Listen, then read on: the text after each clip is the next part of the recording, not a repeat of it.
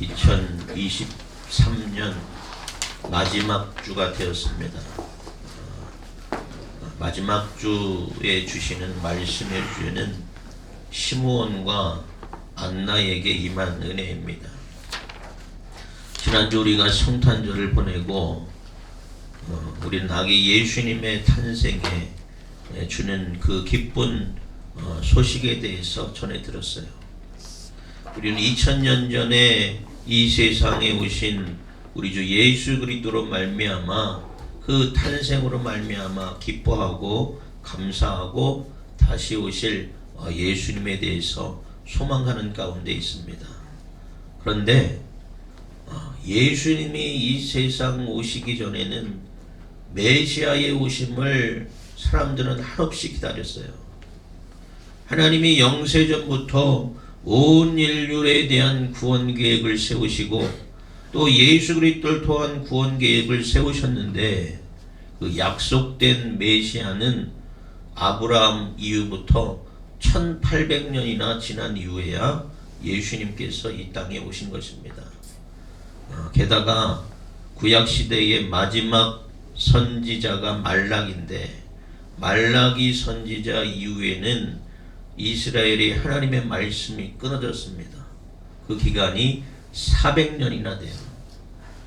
400년 동안 하나님의 말씀이 끊어진 영적인 암흑기 속에서 하나님을 소망하고 또 메시아를 기다리는 사람들의 입장에서는 얼마나 답답한지 몰라요.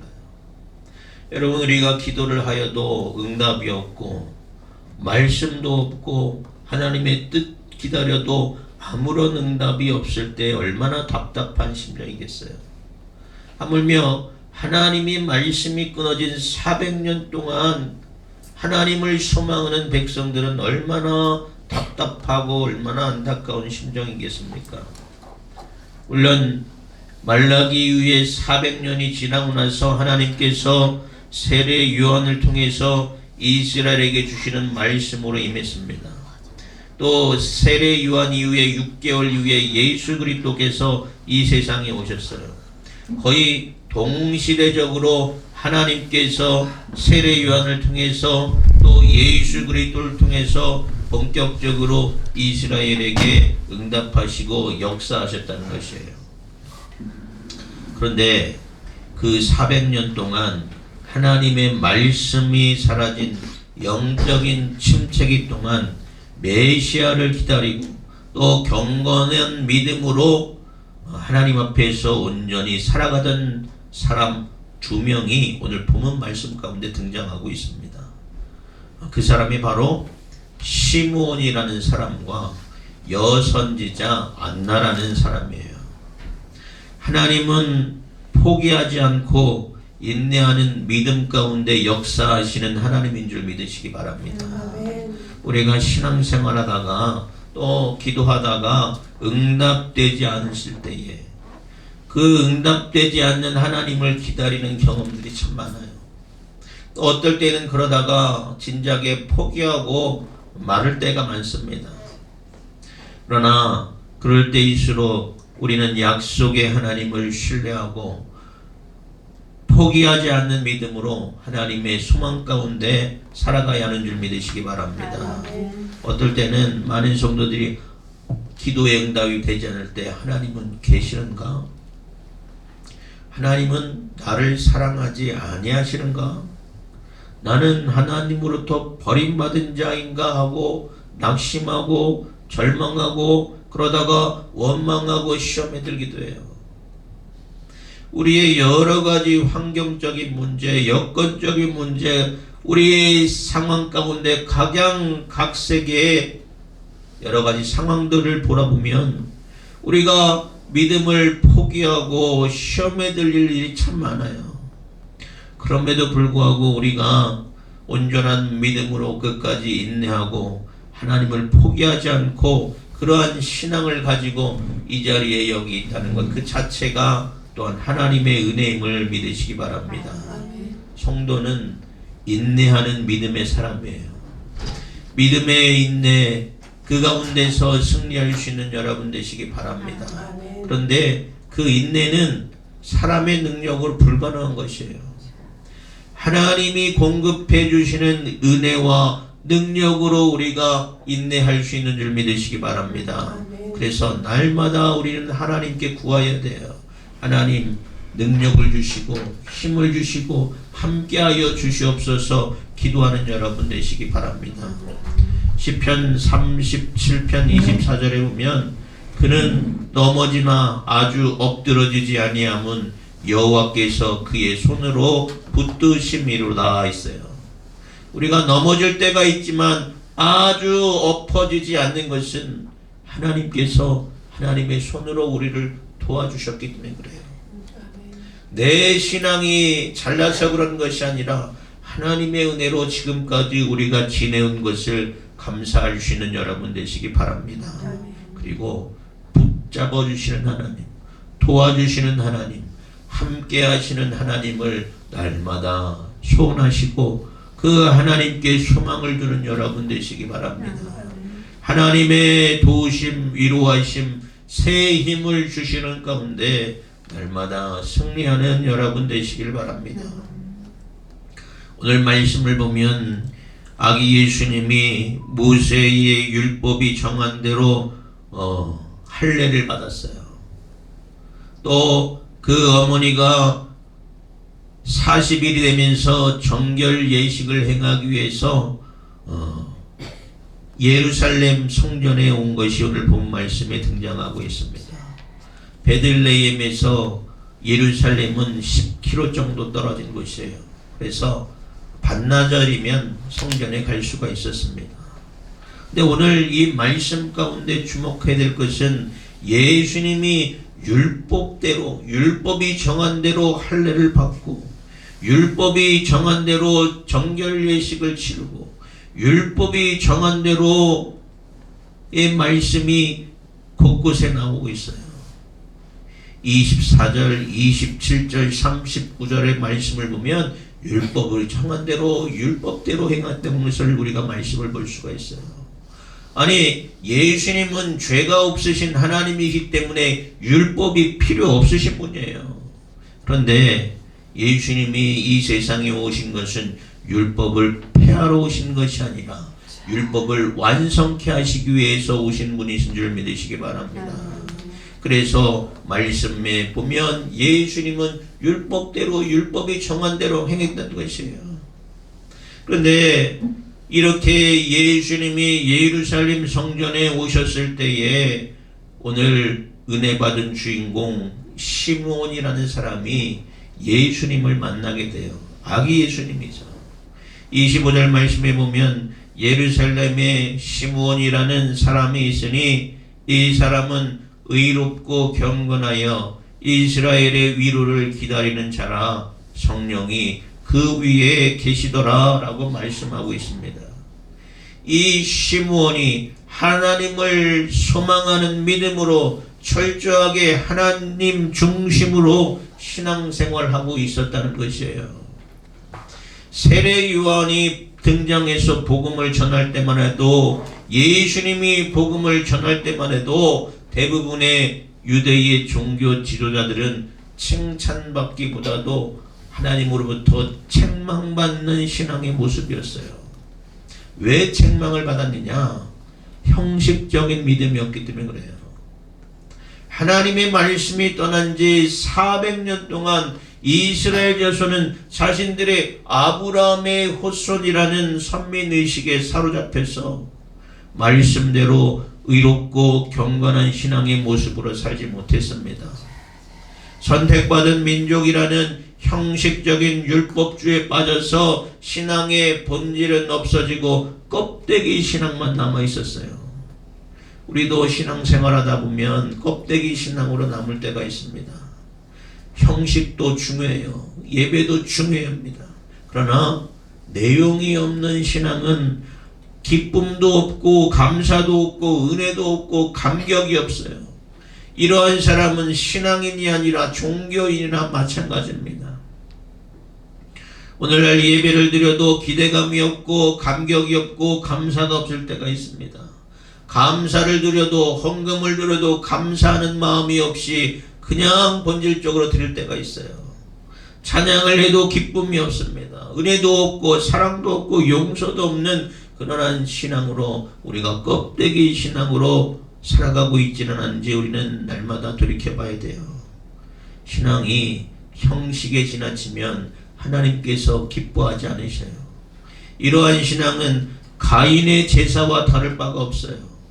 가인과 아벨이 하나님께 제사를 드렸지만 하나님께서는 준비된 마음으로 드린 아벨의 제사를 기뻐 받으셨어요.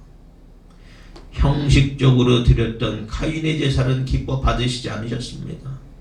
사랑하는 여러분, 형식적인 신앙은 하나님을 기뻐하는 신앙이 아닙니다. 여러분, 온 마음과 정성을 다하여 하나님의 뜻을 아시고 하나님의 말씀과 하나님의 뜻대로 하나님께 예배하는 귀한 신앙이 되시기를 주님의 이름으로 축원합니다. 또 이스라엘의 신앙은 외식하는 신앙이라고 했어요. 위선적인 신앙이라는 것입니다. 거룩한 척을 하면서도 거룩함이 없어요. 사랑하는 척 하면서도 사랑이 없어요. 은혜 있는 척 하면서도 은혜가 없어요. 감사하는 척 하면서도 감사가 없어요. 오직 자기 의만 드러낼 뿐입니다. 세상은 오늘날 많은 교회들을 비판하고 있어요. 왜? 교회가 거룩한 척 하면서 거룩함이 없기 때문에 그렇습니다. 사랑하는 척 하면서 사랑이 없기 때문에 그래요. 아니, 하나님 믿는 사람이 왜 이래? 라는 말들을 우리가 얼마나 많이 듣는지 몰라요. 하나님 믿는 사람들은 사랑이 넘치고 은혜가 넘치고 감사가 넘치고 또 용서가 넘치는 삶을 살아야 한다는 것이 세상 믿지 않는 세상 사람들도 바라보는 규격이에요. 사랑하는 여러분, 형식적인 신앙이나 외식하는 신앙이나 다 껍데기 신앙이나 마찬가지예요. 이러한 껍데기 신앙으로는 우리가 하나님으로부터 아무런 상급을 받지 못합니다. 또 구원과도 상관이 없는 것이 되기 때문이에요. 사랑하는 여러분, 하나님이 기뻐하시는 온유하고 겸손하고 충성된 자의 신앙의 삶을 살아갈 수 있는 여러분 되시기 바랍니다. 세례의 요한이 회개하라 말씀을 전했을 때에 세례받은 자들에게 독사의 자식들아라고 책망했어요. 예수님도 외식하는 위선자들에게 회칠한 무덤 같다고 책망했어요. 그런데 그러한 시대에 살고 있는 이스라엘 중에서 의롭고 경건한 신앙으로 살고 있는 사람이 오늘 본 말씀에 등장하고 있는 것입니다. 이 시므온은 어떤 신앙을 가졌냐? 이스라엘의 위로를 기다리는 신실하고 겸손한 신앙을 가진 사람이었어요. 성령님과 날마다 동행하는 삶을 살았던 사람이었습니다. 여러분, 성령님께서 아무하거나 아무에게나 임하지 않습니다. 우리 안에 위선적인 신앙이나 또 형식적인 신앙이 회개되어져야 하나님께서 우리와 함께 하시는 줄 믿으시기 바랍니다. 두렵고 떨리는 마음으로 하나님 앞에 겸손히 엎드리는 여러분 되시기 바랍니다. 이기적이고 교만한 마음을 버리고 말씀 앞에 온전히 엎드리는 겸손한 심령이 되기를 소원합니다. 400년 동안 하나님의 말씀이 끊어진 영적인 암흑기에 살면서도 시므온은 예루살렘을 떠나지 않았어요. 늘 그의 삶이 성전 중심의 삶을 살았다는 것입니다. 또 말씀 중심으로 하나님의 약속의 말씀을 의지하고 하나님의 역사하심을 사모하는 가운데 살았다는 것이에요. 시므온이 어떤 기도를 했겠습니까? 주여, 어서 오시옵소서. 이 백성을 구원하여 주시옵소서. 주의 날이 속히 임하여 주시옵소서 기도했을 것이에요. 당신은 로마의 압제를 당하고 핍박당하고 있는 그 이스라엘의 자신의 처지를 불쌍히 여겨달라고 하나님께 기도하는 모습이 바로 시므온의 삶이었습니다. 진실함으로 간절함으로 예루살렘을 떠나지 않고 하나님께 매달렸어요. 이 이롭고 경건한 믿음으로 하나님을 소망하는 가운데 성령님이 함께 하시자 그에게 성령님의 귀한 음성을 듣게 됐습니다. 어떤 음성을 들었습니까? 그리스도를 보기 전에는 죽지 아니하리라라는 성령의 음성을 듣게 된 것이에요. 사랑하는 여러분, 하나님을 소망하는 자에게 주시는 성령님의 음성이 있는 줄 믿으시기 바랍니다. 우리가 하나님의 말씀 가운데 살아가려고 애쓰다 보면, 경건하고 신실한 믿음으로 하나님을 바라보다 보면 하나님은 말씀하시고 우리에게 역사하여 주시는 하나님인 줄 믿으시기 바랍니다. 시몬에게 얼마나 강력하게 하나님께서 역사하셨어요. 25절 말씀 보면 예루살렘에 시몬이라는 사람이 있었으니 이 사람은 의롭고 경건하여 이스라엘의 위로를 기다린 자라 성령이 그 위에 계시더라 했어요. 또 26절에 보면 그가 주의 그리스도를 보기 전에는 죽지 아니하리라는 성령의 지시를 받았더니 라고 있습니다. 또 27절 보면 성령의 감동으로 성전에 들어가매 라고 말씀하고 있어요. 그의 삶이 온통 성령님과 동행했던 삶을 살았던 것이에요. 성령이 그 위에 계시고 성령의 지시를 받고 성령의 감동함으로 살았다는 것이에요. 여러분, 시몬이 전적으로 성령님과 동행하는 삶을 살았다는 것입니다. 사랑하는 여러분 성령님께서 함께 하시는 여러분이 되시기를 바랍니다. 우리도 성령의 지시하심을 받고 또 성령의 감동을 주시는 대로 순종하여 살아갈 수 있는 여러분 되시기 바랍니다. 내 욕심과 내 욕망에 우리는 살아갈 때가 너무나 많아요. 내 말과 내 행동까지 또 내 생각까지 철저하게 주관하시는 하나님께 맡겨드릴 수 있는 여러분 되시기 바랍니다. 우리의 교만함과 죄악됨으로 말미암아 성령께서 역사하지 못하도록 만들어서는 안 돼요. 말씀이 끊어진 이 암흑기 속에서도 하나님을 바라보고 또 소망하고 경건한 믿음 가운데 사는 사람에게는 하나님의 인도하심이 있었음을 오늘 본문 말씀은 우리에게 증거하고 있습니다. 그러므로 우리는 내 처지와 또 내 환경을 탓하지 말고 하나님과 동행하는 자는 어떠한 상황과 어떠한 처지에 있어서도 담대함으로 승리할 수 있음을 깨닫는 여러분 되시기 바랍니다. 그래서 더욱더 하나님을 가까이 하는 여러분 되시기 바랍니다. 그래서 가까이 하시는 하나님을 만나는 여러분 되시기 바랍니다. 예수님의 부모가 정결 예식을 행하고자 할 때 성령의 감동하심이 시몬에게 있어서 시몬이 감동하심을 받아 성전에 들어가서 만나게 된 자가 누구예요? 바로 아기 예수님과 그의 부모를 만나게 됐어요. 그리스도를 보기 전에는 죽지 아니하리라는 성령의 지시하심대로 또 성령의 감동하신 대로 그가 이끌림 받았더니 아기 예수님을 만나는 이 시대의 메시아를 만나게 되는 온 인류를 구원하시는 예수님을 만나게 되는 놀라운 역사가 그에게 임하게 되었다는 것입니다. 그러므로 사랑하는 여러분, 날마다 성령의 감동하심에 귀 기울이는 여러분 되시기 바랍니다. 성령께서 나에게 무엇을 지시하시는지, 나에게 무엇을 말씀하시는지 귀 기울이는 여러분 되시기 바랍니다. 그렇게 귀 기울이다 보면 자다가도 떡이 나오는 거예요. 아멘. 여러분, 열왕기상 17장에 보면 엘리야가 가뭄 중에서도 하나님의 음성과 하나님의 뜻에 따랐더니 어떻게 했어요? 하나님이 까마귀를 통해서 아침과 저녁에 떡과 고기를 물어다 주셨어요. 우리가 영적으로 예민해져야 돼요.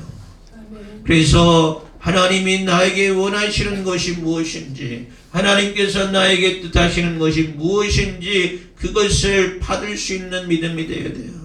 우리가 영적으로 예민하려면 말씀과 기도로 잠들어 있는 우리의 영이 깨어져야 하는 줄 믿으시기 바랍니다. 아멘. 시므온이 성령의 감동함으로 성전에 들어갔더니 예수님을 만나게 된 것이에요. 성령께서 말씀하신 대로 그리스도를 보기 전에는 죽지 아니라는 그 말씀이 이루어진 것이에요. 예수님을 만나고 그리스도를 만나고 시므온이 아기 예수를 안고 하나님을 찬양을 합니다. 29절에서 31절 말씀 보면 주제여 이제는 말씀하신 대로 종을 평안히 놓아 주시는도다. 내 눈이 주의 구원을 보았사오니 이는 만민 앞에 예비하신 것이요 이방을 비추는 빛이요 주의 백성 이스라엘의 영광이니이다 하니라고 했습니다. 다 이루어졌다는 것이에요. 그가 기도하던 일들이 다 이루어졌다는 것이에요. 이제는 죽어도 여한이 없다는 것입니다. 시므온의 가장 큰 소망은 무엇이었어요? 이스라엘 가운데 역사하시는 하나님이었어요. 압제를 당하고 고통을 당하고 사망의 음침한 골짜기에 머물러 있는 이스라엘에게 하나님의 은혜, 하나님의 구원이 임하기를 그는 간절히 구하고 기도했어요. 그런데 구원자로 오시는 메시아로 오신 예수님을 만나고 나서 이제 자기의 기도가 다 이루어졌음을 그가 고백합니다. 이제는 죽어도 여한이 없다는 것이에요. 하나님의 위로와 하나님의 역사를 소망했더니 하나님께서 예수 그리스도를 통해서 온 인류를 구원하시는 그 놀라운 역사를 그가 목격하게 되었다는 것입니다. 약속을 성취하시는 하나님으로 벅찬 감사로 감격으로 하나님을 찬양하고 있어요. 그리고 나서 그가 마리아와 요셉을 축복합니다. 또 마리아에게는 장차 일어난 일들에 대해서 또 메시아의 고난에 대해서 그 부모로서 감내해야 할 일들에 대해서 예언하고 위로하고 축복해요. 예수님은 장차 그리스도로 사역을 감당하시면 어떤 사람은 패하기도 하시고 어떤 사람에게도 흥하게도 하셔서 그로 말미암아 십자가의 고난을 당하실 것인데 그로 말미암아 그 아픔이 칼로 내 마음을 찌르는 듯하리라 라고 예언했어요. 여러분 마리아에게 한 예언이에요. 마리아는 참으로 대단한 여인입니다. 당시에는 14세가 이상이 되면 결혼을 해요. 우리 하영이가 결혼할 나이예요. 당시 보면. 그런데 결혼을 하고 아이를 낳으면 16세, 17세 된 여인이에요. 지금 마리아의 나이가 그 나이에요. 그런데 성령의 잉태하심을 받고 또 메시아의 사역을 하면서 예수께서 십자가에 못 박혀 죽기까지 아들의 예수의 생애를 목격한다는 것이 육적인 어미의 입장에서는 얼마나 안타깝고 얼마나 고통스럽겠어요. 마치 칼로 찌르는 듯한 고통이 있었을 것이에요. 가톨릭에서는 그래서 마리아를 성모로 추앙하고 있지만 추앙하는 것까지는 우리가 믿음의 대상은 아니잖아요. 그러나 사도 바울처럼 존중받아야 할 인물이 바로 마리아인 것 같습니다. 어쨌든 이렇게 시므온을 통해서 마리아에게도 위로와 격려의 말씀을 주셨어요. 그리고 나서 또 다른 한 사람 주인공이 등장합니다. 그 사람이 누구냐? 안나입니다. 안나는 여선지자였어요. 젊은 날 결혼을 했다가 7년 만에 남편이 죽게 됩니다. 그리고 혼자 살게 된 지가 84년이 되었어요. 당시에는 일찍 결혼하는 관습이 있다고 했습니다. 14살이 되면 결혼을 해요. 14살에 결혼해서 7년을 남편과 살았으니 21살 때에 남편이 죽고 84년 동안 혼자 살게 된 것이에요. 이제 그의 나이가 105세 정도 되었습니다. 그 여인의 삶이 얼마나 가련하고 안타깝습니까? 안나 자신의 삶을 한탄하지 않을 수가 없어요. 그러나 다른 사람과 비교하여 결핍된 인생을 사는 자신을 자기 연민과 피해의식 속에서 살아가지 않고 안나는 하나님을 의지하는 삶을 살았어요. 자기 연민이라는 것은 내가 세상에서 제일 불쌍한 사람이라고 생각하는 것이에요. 그래서 절망 속에 빠져들어갑니다. 피해의식은 자기가 불행당하게 된 것이 다 세상 탓이고 다 남의 탓으로 돌려요. 오늘날 묻지마 범죄들이 많이 일어납니다. 그 사람들이 이러한 자기 연민과 피해의식 속에서 내가 불행하게 된 것이 다 세상 탓이고 잘난 놈들 탓이기 때문에 다 죽이겠다는 것이에요. 사랑하는 여러분, 이러한 부정적인 감정이 우리 안에 있을 때가 있어요. 우리도 나도 모르게 내 안에 자기 연민과 피해의식 속에서 스스로 절망하고 낙심하고 한탄할 때가 있습니다. 그런 마음으로 인생을 허비하고 낭비하는 사람들이 있어요. 그러다가 다른 사람에게 고통을 주기도 합니다. 그런데 오늘 본 말씀의 이 안나는 자기의 아픔을 소망의 하나님을 통해서 위로와 평강과 새 힘을 공급받았음을 믿으시기 바랍니다. 그러니 이 여인이 하나님을 떠날 수가 없어요. 37절 말씀 보면 안나는 성전을 떠나지 아니하고 주야로 금식하며 기도로 섬겼다고 했습니다. 주야로 금식하고 기도하는 삶을 살았으니 그에게 부어주시는 하나님의 영적인 은혜가 있고 그에게 부어주시는 영적인 새 힘을 통해서 그가 그 오랜 세월을 이겨낼 수가 있었던 것이에요. 세상이 줄 수 없는 평안과 기쁨을 주 안에서 누릴 수 있는 여러분 되시길 바랍니다. 하나님이 공급해 주시는 은혜와 새 힘을 통해서 승리할 수 있는 여러분 되시기 바랍니다. 내 삶 가운데 처해진 많은 형편과 어려움과 고난과 핍박과 그 문제들이 주님이 주시는 은혜와 능력으로 이겨낼 수 있는 여러분 되시기 바랍니다. 저희 어머니가 70세까지 교회에서 주일학교 선생님을 하시다가 물러났어요. 젊은 사람도 많은데 하면서 물러나신 것이에요. 70세가 되면 교회의 목사도 장로도 또 권사도 집사도 다 은퇴합니다. 그래서 은퇴 목사가 되고 은퇴 장로가 되고 또 은퇴 권사가 되고 은퇴 집사가 되는 것이에요. 직분을 내려놔도 그러나 우리가 할 수 있는 일이 참 많아요. 무슨 일이 있습니까? 안나처럼 기도하는 일을 할 수 있어요. 그런데 문제는 뭐냐면 은퇴했다고 나서 다 내려놔요. 다 남을 나라 만들어요. 그래서 어떤 목사님들은 은퇴하고 나서 폭삭 늙은 목사님들도 있어요. 그러나 어떤 목사님은 은퇴하고 나서도 아주 정정하게 기도하고 또 복음 전하고 그런 분들도 있어요. 여러분, 하나님이 우리를 부르시는 날까지, 나에게 생명 주시는 날까지 충성하고 또 하나님께 영광 돌리는 여러분 되시기 바랍니다. 하나님이 나에게 주신 사명이 무엇인지 깨닫고 하나님 영광을 위하여 살아갈 수 있는 여러분 되시기 바랍니다. 안나는 104세의 나이가 되었지만 그가 성전에서 금식하며 기도하며 얼마든지 하나님의 영광을 위하여 하나님의 뜻을 위하여 쓰임받고 있음을 우리가 알 수가 있어요.